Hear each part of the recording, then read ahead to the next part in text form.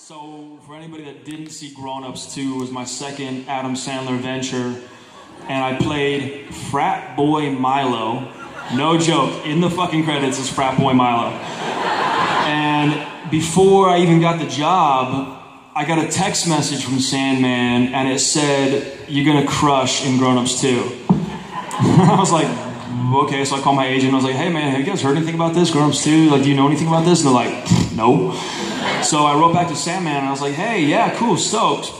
And he goes, "Why don't you come into the office?" So I went over to Sony, went into his office. As I walk into his office, he's on the phone, and he just goes, yeah, he just walked in the office. Hey, do you want to go blonde? Like, we should make your hair blonde, because people had a black hair, but like, do you want to go blonde? You want to dye? You want to wear a wig? Yeah, he's going to tell me right now. You want to go, like, what do you want to do? You want to dye it? I think it'd be, blonde would be great. Like, blonde would be great. Like, do you want to go blonde? I mean, we do whatever you want, but he's going to tell me, if you want to go blonde, we'll go blonde, but I think you should go blonde. Like, you want to wig? What do you want to do? You want to go blonde? And I just went, yeah. And he goes, he'll do it. And he hangs up the phone. So then all of a sudden, I was like, fuck, I just committed to going blonde for Sandler. Then I'm like, wait, no, but me as an actor, like, I really commit. I'm like, dude, I am bleaching this motherfucker. And it took a lot, and it did, and it took a lot to go back. But on a scale of 1 to 10 of influencing my career, I mean, dude, that was a 12. Because I don't think people think about the idea of, like, a frat boy. Like, all I did was, like, do biceps and, like, stick my belly out. To have this guy, and going back to the question, which is what we thought was going back to this sort of season 1 Damon. I haven't gotten there yet, but I'm confident that the writing will. There's a lot of setup, a lot just happened, obviously. So we're going to fight for that. I think that that's truly what the character deserves, and he deserves to go off the rails a little bit. I mean, his girlfriend is in a box. And she said to him, live your life. Don't wait for me. And that's what he did before, waiting for Catherine. He wasn't exactly a saint. So you've been directing a lot. I'm pretty funny.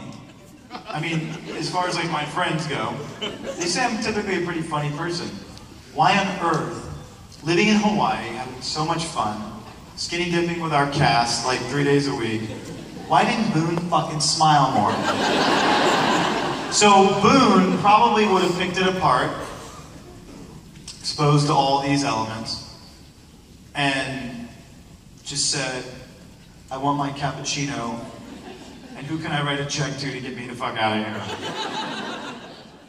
That's probably how Boone would react. Typically when I'm not filming, I'm not on set, but I actually made a point of going to set the other day just to see John, because I miss him.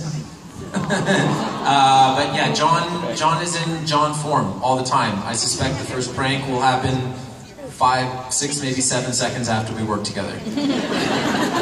All right. Well, how's Ra's al Ghul going to feel about this new bad guy, Damien Dark, kind of stirring up trouble? I will say that Neil McDonough is playing Damien Dark this year, and it's a villain really unlike we've had on the show. Introducing some cool things, and his performance thus far, I've seen 2 episodes of the 4th season, is really, really refreshing and interesting. Cool. Yeah. Thank you. Thank you. Hello there. That Oliver will never have any more relationships with Laurel and Sarah? Yes. I think on a show where people come back to life, that you would be, you wouldn't be that smart to use the word never, right? That being said, I always think it's important that we can establish relationships for Oliver, specifically relationships with female characters that don't involve him sleeping with them, right? Because there are real relationships that exist in the world where men and women can work together without going home together, or having sex on the floor of the Arrow Cave. So, I don't know. I doubt it, but I will never say never. With warm water, and they did that during the rehearsal, and then on one of the takes, they randomly changed it to cold water. And that was the one that ended up on TV. Yeah. And so John comes out, and he's about to do a very important speech, was really the culmination of season 1, why he was doing all the things that he was at least attempting to do to Starling City. And instead of starting into that speech, he gave me a double purple nurple. I hope that worked. Yeah, that was good, yeah. Heavy hitters, quote unquote, of the DC universe. Batman, Superman, Green Lantern, Wonder Woman, you name it, Aquaman. Essentially all of Batman v Superman. It's going to be tough. It's going to be tough to bring that into the show. Although I do think that, you know, in the same way that Idris Elba, oh my God, Ezra Miller. Those names sound roughly familiar, even though those two people look nothing alike. Okay, even though he's playing the Flash in the cinematic universe, theoretically, I mean, we haven't seen him yet. I see no reason why we couldn't have our own Bruce Wayne.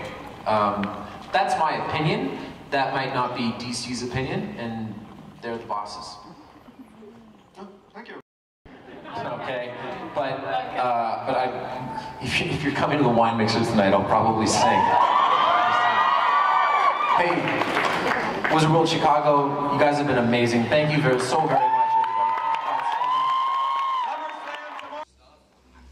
And I don't get tired of it. Sometimes, you know, for me, like people are like, hey, what are you doing? And, you know, what's going on? I have my karate schools. I'm like, you know, I don't do this for a job, and I won't.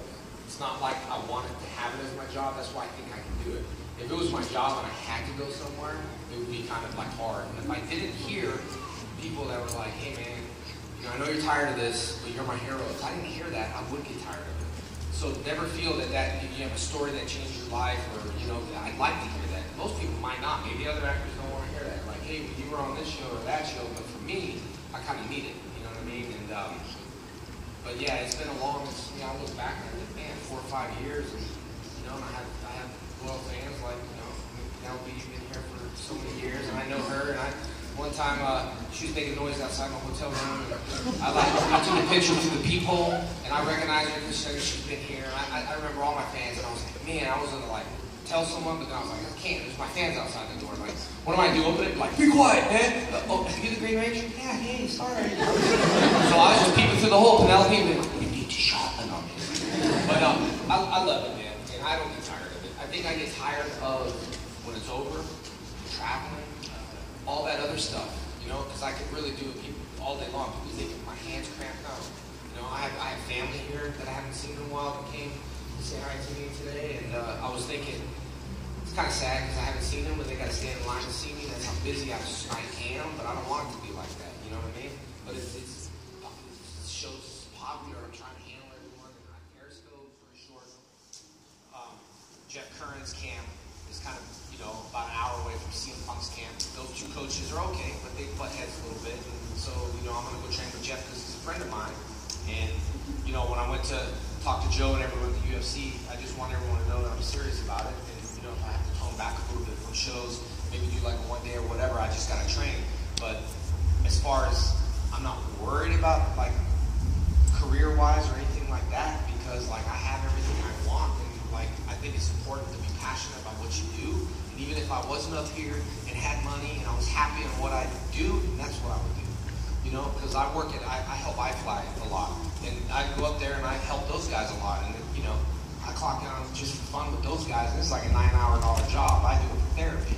And all my guys are like, you're pretty cool, man. I'll clean goggles, I'll do whatever just to ease my mind. You know what I mean? So as far as the future in my career, I want to teach people. And I have the online training course at trainmejdf.com just to introduce people to karate. And karate is a good way of changing people's lives through the training, you know. And but as far as fighting, yeah, I definitely would fight CM Punk. I want that. And